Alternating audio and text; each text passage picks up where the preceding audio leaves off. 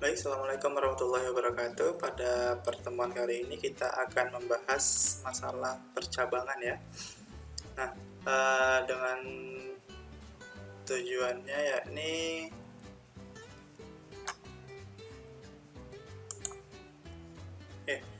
tujuan daripada pertemuan kali ini, mahasiswa diharapkan mampu menerapkan algoritma pemilihan atau percabangan ke dalam pseudocode dan ke dalam program. Nah, sebelum kita masuk, sebenarnya apa sih gitu percabangan? Nah, percabangan sendiri itu dia merupakan pilihan mana dari keputusan yang harus kita ambil. Misalkan contoh di sini ada seorang yang ingin memilih apakah dia akan terus maju, mundur, atau tidak melakukan apa-apa. Nah, ini ada salah satu percabangan yang mana seseorang ini harus memilih satu dari ketiga pilihan tersebut. Ataupun misalkan di sini jika hari hujan, maka saya akan membawa payung. Jika hari hujan, maka saya akan membawa payung. Jika tidak, maka saya hanya membawa topi. Ini beberapa contoh dari percabangan. Nah, percabangan sendiri itu adalah pernyataan percabangan yang memungkinkan suatu pernyataan dieksekusi hanya jika suatu kondisi terpenuhi atau tidak terpenuhi. Jadi percabangan tersebut akan dieksekusi pernyataannya hanya ketika kondisi tersebut terpenuhi atau tidak terpenuhi. Nah, sebenarnya percabangan sendiri untuk di algoritma pemrograman pada mata kuliah ini dia dibagi menjadi dua. Yang pertama ada if sama ada switch. Nah, sedangkan if sendiri itu terbagi menjadi tiga. Yang pertama itu adalah if, lalu yang kedua itu ada if else, lalu yang ketiga ada if, terus else if, dan else. Jadi ada tiga di if. Nanti perbedaannya apa masing-masing dari ini akan kita jelaskan pada berikutnya. Dan switch juga nanti bagaimana penggunaannya switch nanti kita juga akan belajar. Oke, untuk yang pertama kita akan masuk ke dalam statement if. Nah, statement if ini biasanya digunakan untuk sama menguji sebuah kondisi. Nah, bila kondisi yang diuji terpenuhi, program akan menjalani pernyataan-pernyataan tertentu. Bila kondisi yang diuji salah, maka akan menjalankan pernyataan yang lain.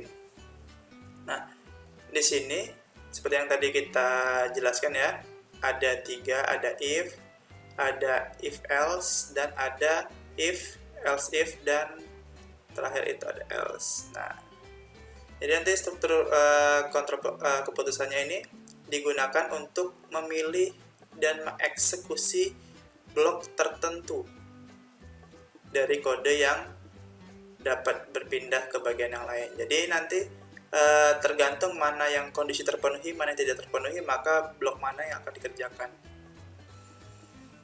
Ini untuk yang pertama, statement if.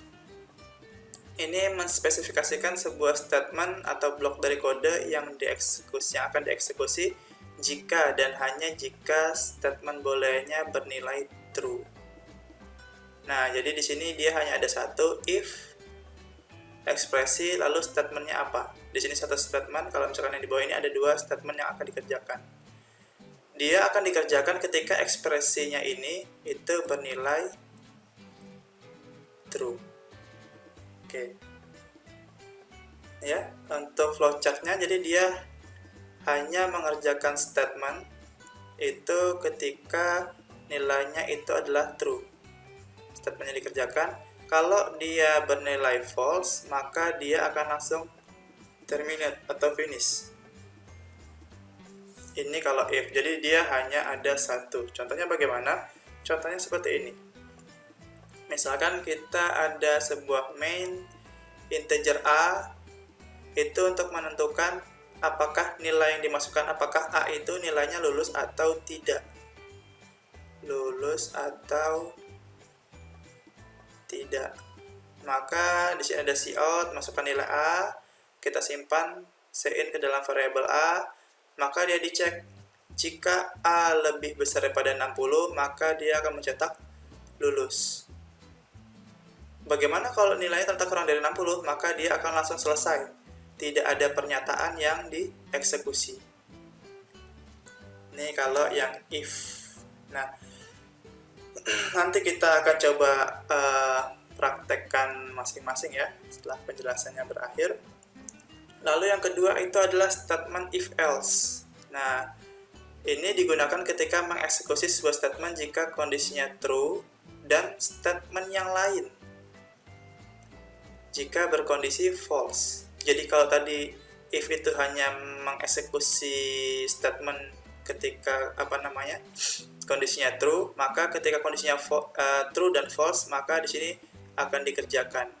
Nah, formnya bagaimana? Seperti ini. Jadi ketika sudah if, ada ekspresinya, lalu statement yang dikerjakan apa, lalu else. Nah, langsung kurung kurawal, langsung statementnya apa yang dikerjakan. Contohnya bagaimana? Contohnya flowchartnya dulu bagaimana? Flowchartnya seperti ini ya. Di sini ada pengecekan, bola ekspresinya. Ketika dia true, dia akan mengerjakan statement yang mana? Ketika false, dia mengerjakan statement yang mana? Baru nanti ketika salah satu statement yang sudah dikerjakan, maka dia akan finish. Misalkan ternyata booleannya menghasilkan false, maka yang dikerjakan adalah statement false. Lalu ketika statement sudah dikerjakan, langsung finish. Nah, contoh kode programnya di sini ada C++, pengecekan nilai negatif atau positif. Kita lihat di sini integer nilai inputan. Nah, langsung ketika dicek apakah nilainya kurang dari 0, ketika dia true, maka outputnya adalah bilangan tersebut negatif. Lalu else itu dia akan ada positif. Berarti kan jika nilainya itu lebih besar daripada 0, dia akan berketerangan positif. Nah, lalu bagaimana jika ada lebih dari 3 statement yang mau kita kerjakan, ataupun ada lebih dari 2 pengecekan yang akan kita lakukan? Maka kita bisa menggunakan statement if, else if, lalu dengan else. Ya. Nah, jadi struktur pada if, else if, dan else ini kita bisa membuat struktur percabangan yang lebih kompleks. Nah, di sini seperti ini form dasarnya.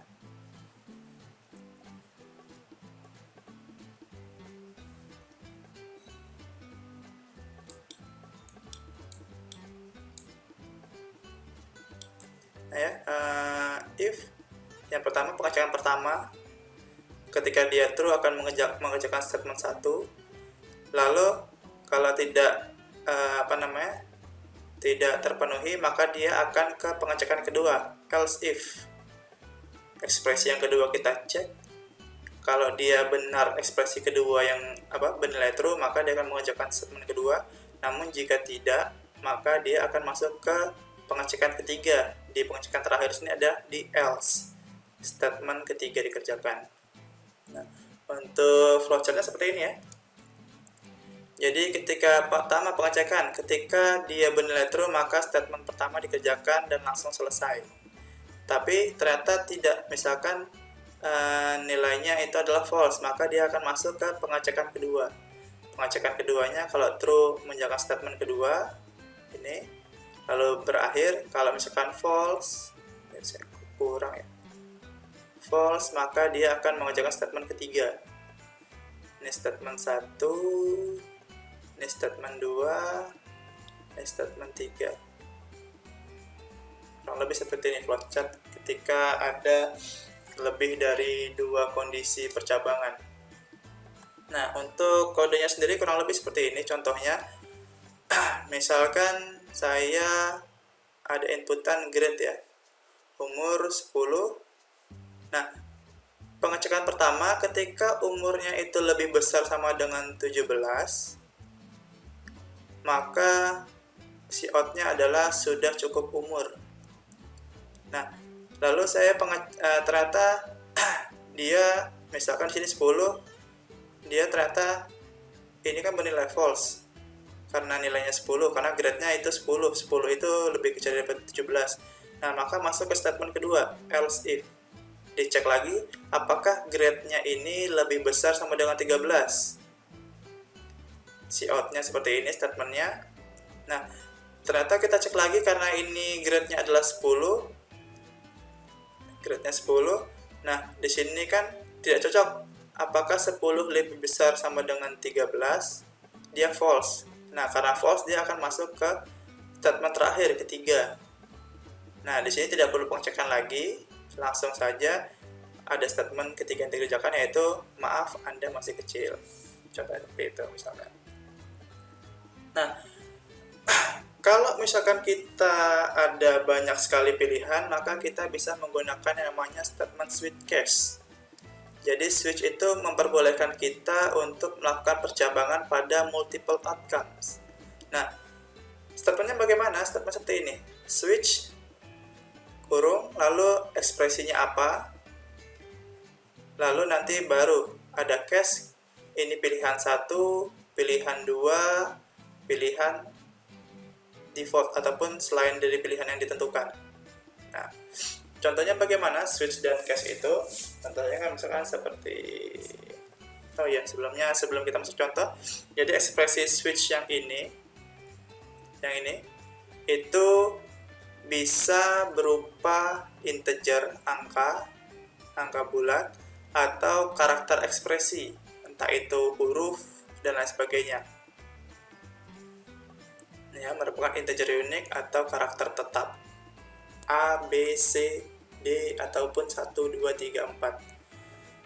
Ini kalau flowchartnya, jadi ketika masuk, dia ngecek case-nya keberapa inputannya. Apakah 1, ataukah 2, ataukah 3, atau bukan dari ketiganya, maka dia akan masuk ke default.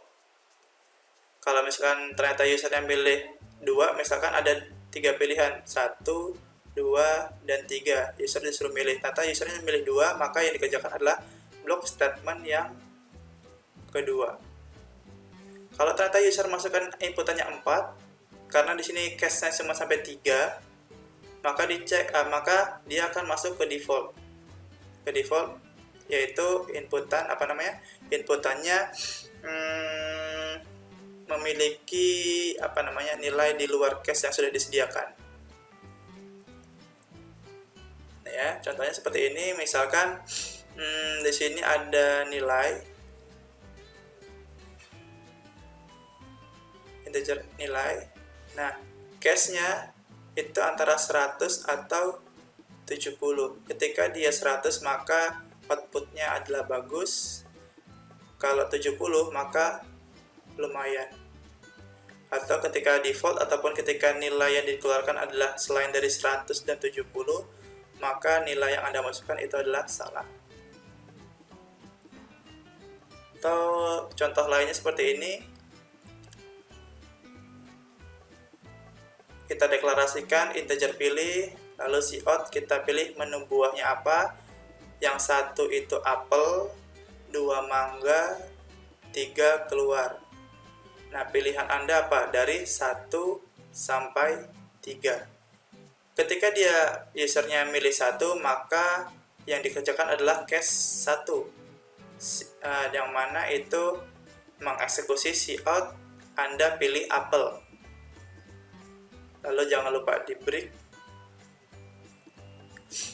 Lalu misalkan dia milih 3, maka 3 kita lihat keluar, maka dia exit. Programnya akan selesai ataupun keluar. Kalau misalkan usernya itu inputnya 5, nah karena di sini case-nya cuma sampai 3, maka dia akan masuk ke default dengan outputnya cout Anda salah input.